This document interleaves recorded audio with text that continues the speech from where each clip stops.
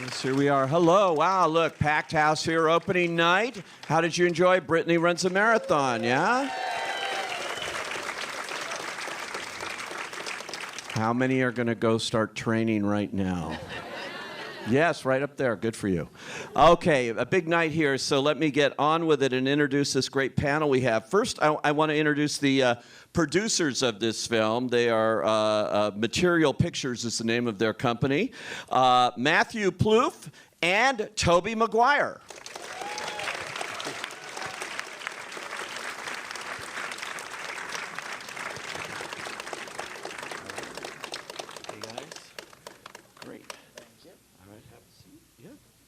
And we have three of the actors in the film here. So she played Catherine. She's so great in so many different movies. Please welcome Michaela Watkins.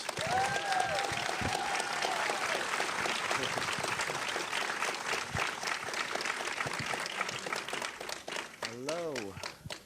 Welcome. Have a seat. And as Demetrius, please welcome Lil Rel Howery.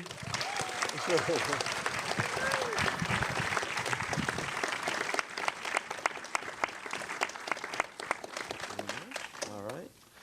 And finally, he played Seth, running right along there with Brittany. Please welcome Micah Stock.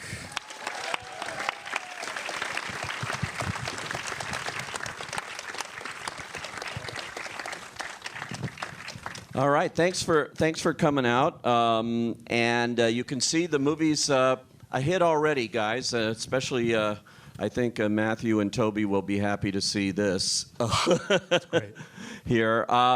So let me start with you down at the end there, you two guys. Tobey, you actually sort of started this because Paul Downs Calizo is a playwright in New York, and you went to see one of his plays or something. Is that how you got introduced to him? Yeah, I saw a play, I guess that was 6-7 years ago, that he wrote called Really, Really off Broadway.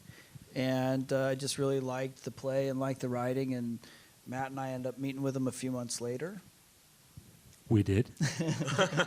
And we talked to him about what he wanted to do next, and he said, I want to make a movie about my friend Brittany, and pitched us this story, which to this day I always remember that moment because he told us the story of his friend, and I remember thinking, like, this is Rocky for my little sister, and she ends up running the marathon, and she doesn't, she doesn't win the marathon, but it's not about winning. This is amazing, and this is absolutely a movie that we have to make. And at the time, we had just started a new. You also said Rocky for my little sister, Rocky for me. And then Rocky for me, exactly. No, that's true. Thank you for the Rocky for my little sister, then Rocky for me, and Rocky for everybody today. I happen to be a huge Rocky fan, if you can't tell. We had just started a development fund, and actually it was the first movie that we put into development with that fund with Paul.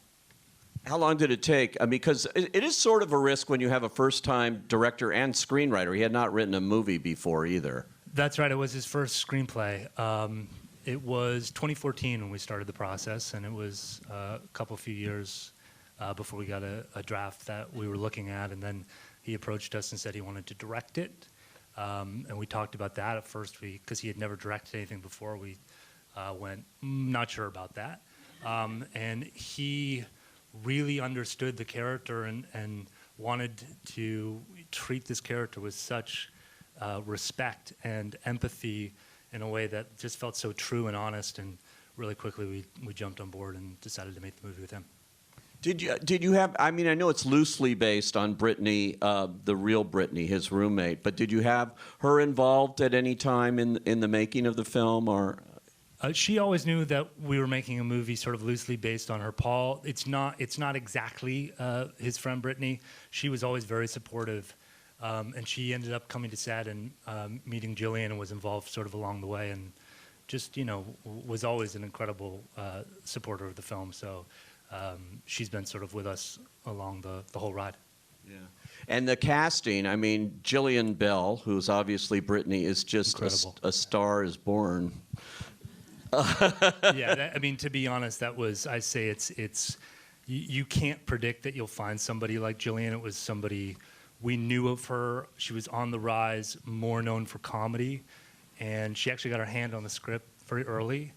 and there were storylines in it that were really personal to her, and she said, I want to do this like Paul. She said, I want to do this, and I want to play this character with a real level of respect and empathy, and that's something you just can't predict when you're developing something. And when she jumped in, and you guys saw what she did, she's utterly unbelievable. So I feel like we just lucked out. Yeah. She was like the real Brittany on a diet or something when she started this picture. So did you have to actually build her up to play the earlier scenes? She actually came to us and said she wanted to lose the 40 pounds that Brittany lost in the movie so that she could have undergone the journey that Brittany goes through. So because we're an independent film and we didn't have that many days to shoot, she had lost a portion of the weight, and then we had to use prosthetics to sort of build her out. We actually had 4 separate Brittany looks in the movie, which for that budget level and time is extremely challenging. But yeah, again, Jillian just committed in a way that was just extraordinary. And then to gather this whole cast of supporting actors here that are just really phenomenal. Yeah. And Michaela actually has another movie out with Jillian that I had seen before I saw this movie, actually. And that's called Sort of Trust, Lynn Shelton's movie. So you two are now a new screen team, I guess. I would have no complaints. May it be so. Yeah, no, she called me, and I was like, oh, a phone call.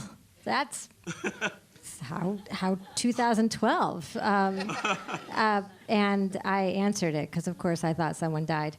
And she started telling me about this movie, and I just thought, oh, my gosh, I think she wants my advice. I feel so honored whether she should do this movie or not, because she was so afraid. I mean, she was really, really scared. She just really wanted, it was so deeply personal, and it felt like that she had to really, it was so out of anything she'd ever done before. And then she sort of buried the lead and said, I would be so happy if you'd play Catherine. And I was thrilled, and I was immediately signed on because I just knew by how afraid she was to take it on that it was going to be awesome, that she was going to bring everything in her wheelhouse to it, and that I know what's there, but I knew that audiences hadn't seen it yet, and I knew that she hadn't even unearthed it yet, and it was going to be exciting, and I wanted a front row seat to that. So. And it's a great character, Catherine, too, because she's supportive, obviously, of her, but she is her own thing here. Yeah, I mean, like every character in this film, nobody is who they are at first blush. Everybody has a story, and you think you got someone pegged. Starting with Brittany and just work your way down, and everybody else is has so much under their shell. So yeah. And what was that like playing her? How did you develop that character to what we saw on the screen?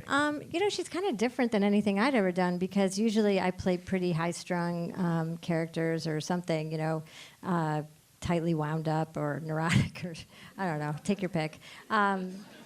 Bossy, bitchy, whatever. And this, I just knew I had to be on my heels, because I knew that Catherine, having been through her own hell and in her own mental marathon and legal marathon, custody marathon, addiction marathon, that she was going to that she knew that the best way to Brittany was on her heels, like being back and allowing her to sort of, like an animal, I'm going to leave some kibble on the steps, and maybe you'll have some, and then eventually you'll sniff my hand, and then maybe we can talk. But I like it. I think that she had boundaries, too. I think when Brittany was acting like an asshole, she said, no, you don't get to do that. So I like Catherine. It was cool. And Lil Rel Howery here, you're in every other movie I've seen lately. But and how many of you saw Get Out? You probably all saw Get Out. Yes, I know. And on and on and on. It's nice that you're getting all this work, too, I think. Yes, I like buying jewelry, so no, I'm joking.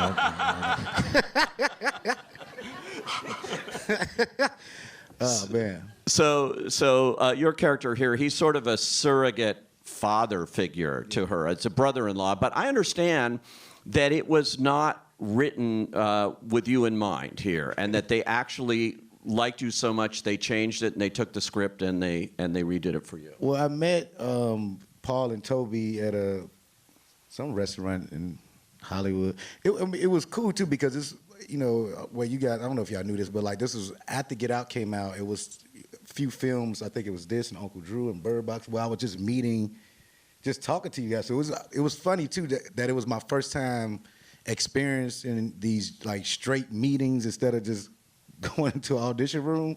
So I probably was saying stuff to people who wrote and direct something that I probably like, no, I like your script, but, you know what I mean? It's like, but I fell in love when I read Brittany Runs a Marathon. It was, one of my favorite movies is Bowfinger. Oh. And I remember when Steve Martin finished reading the script, he just put it down. He's like, that's what I felt after I read this. I just thought it was so much heart, and it was something real, just beautiful about it. And I thought it was cool to read somebody like that's okay with showing how tough it is to take a first step. Right. You know, a lot of times when you're trying to make a change with yourself, it's that first step that's just so tough. And I just thought that was so dope, and just to read the whole thing. And I was telling Paul, like, I was just saying, like, man, it'd be cool if the dad, and I wasn't even talking about me. I was just talking about, like, if the dad said more or whatever, just whatever. It was like a really sincere conversation. And I think Paul respected how much I loved the script. That's the only reason I had an opinion on it. I forgot I was there trying to be in the movie. You know what I mean? Like, I was just like, because I enjoyed it so much, I was just talking as a fan of just reading what I read. And I get a call, like, wait, what do you mean? I'm about to be the what? The father figure. You know what I mean? But man, it turned out to be just such an amazing scene. And, you know, Paul is such an amazing director. I love when I see writer-directors that are really into their projects. I've been lucky to work with a couple of them. And, like, Paul would be, you'll see him, like, in tears after, like, certain scenes. I almost like to watch him direct because he was really into it. And Jillian did such an amazing job of, like, just owning that character and owning that world. So, like, doing those scenes, that kitchen scene is such a cool, very beautiful, honest scene. And I like the fact that this movie has all these diverse people, which that's what New York is. You know, I think a lot of times, I don't know why we see New York and they just don't make New York as diverse as New York really is, where you have all these different people. Yeah. And I think this movie pulled off showing what New York looks like. With all these different people and all these different relationships and all these different things going on. And just to see all these beautiful characters just look human. So you don't even think about the politics of how sometimes when you're dealing with interracial relationships or a gay couple that has kids, like all this stuff, you don't even see that because it's such a great story of just showing humans. And I just thought Paul and just the cast and everybody did an amazing job of doing a film that just made everybody look human. And I think when people leave here, they're going to be inspired and just happy. It's good to just leave a movie and be happy. Yeah. That's true. And I like what you said, too. I had interviewed Paul. I showed this movie for my screening series, and I had Paul, and I said New York was a character.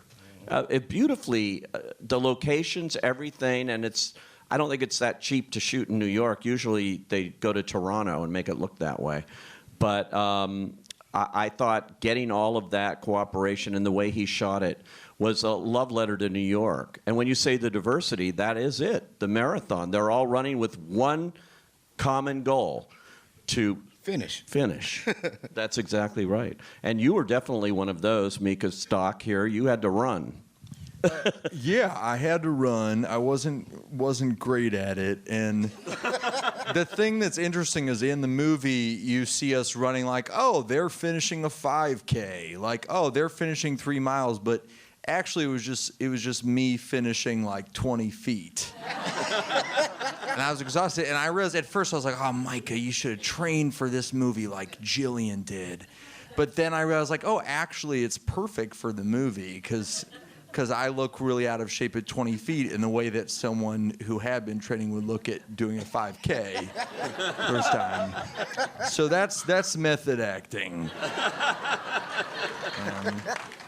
Yeah, well, you're a New York actor. You're on the boards, as they say, Tony nominated, all of that good stuff. And you know, now you're in this movie.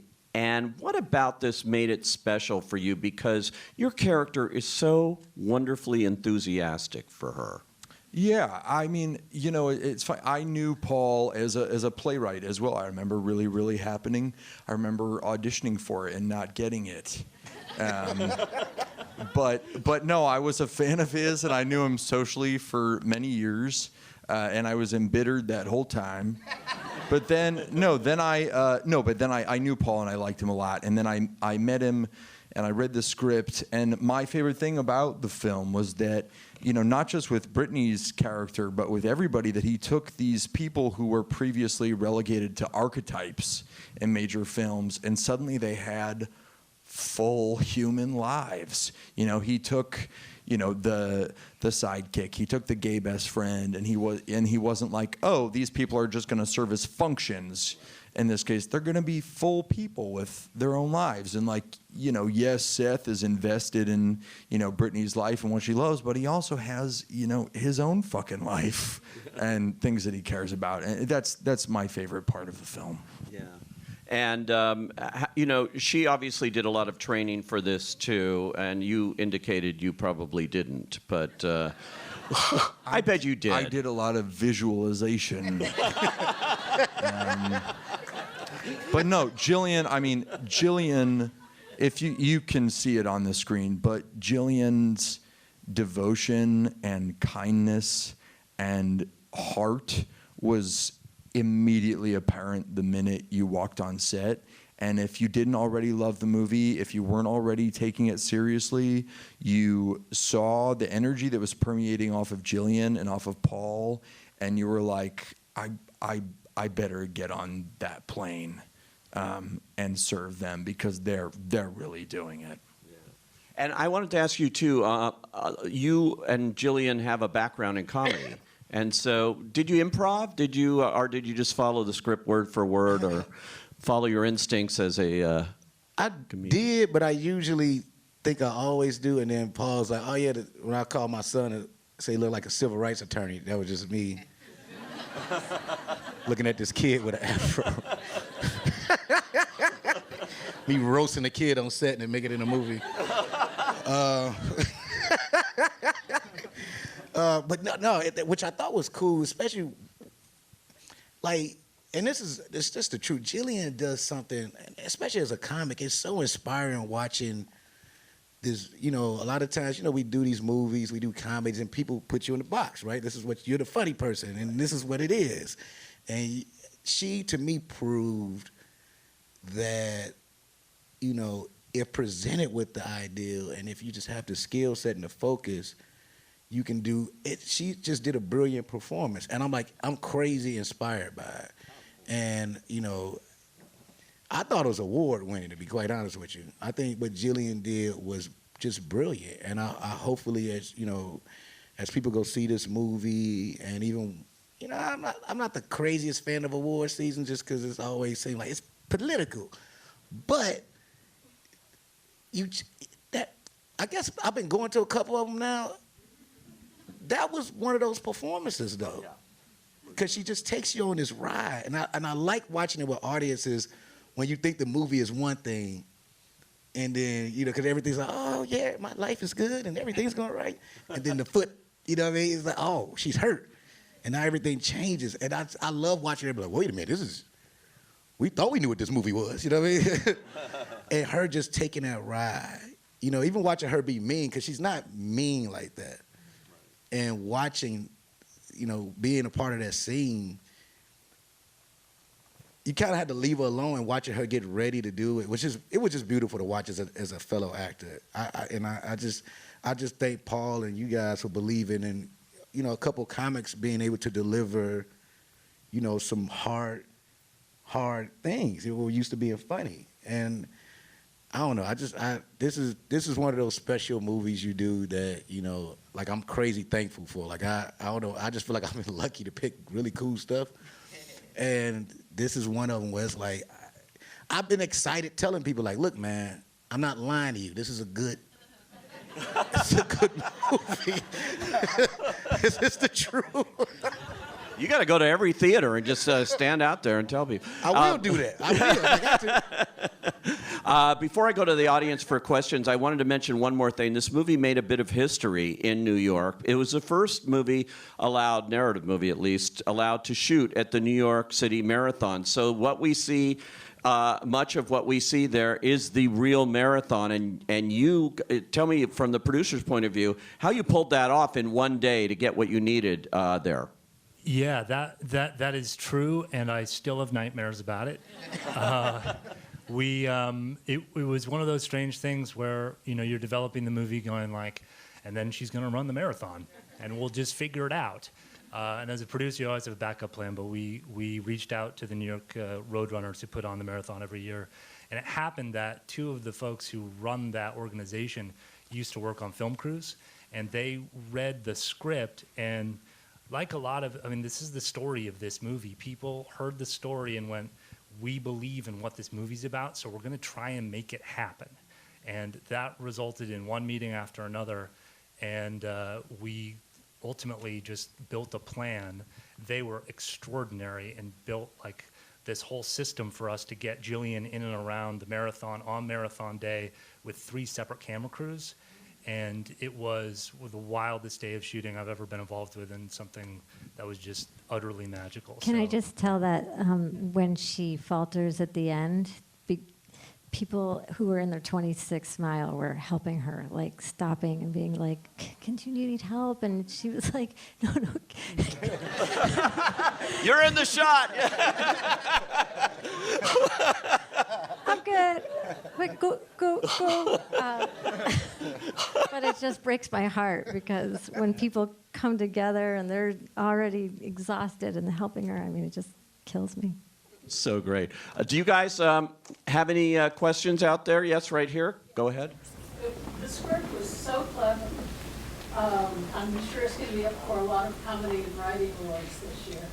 And was it really written by one person, or did a lot of common voices participate? Okay, she's asking about the script, which she's already touting for awards and things, and can't believe it was written by one person. And did it have other voices, or was this him all the way through? It was him all the way through. It was Paul Downs-Colezo all the way through, who was, and again, it was based on his friend, and he was, you know, passionate and devoted to telling this story this way.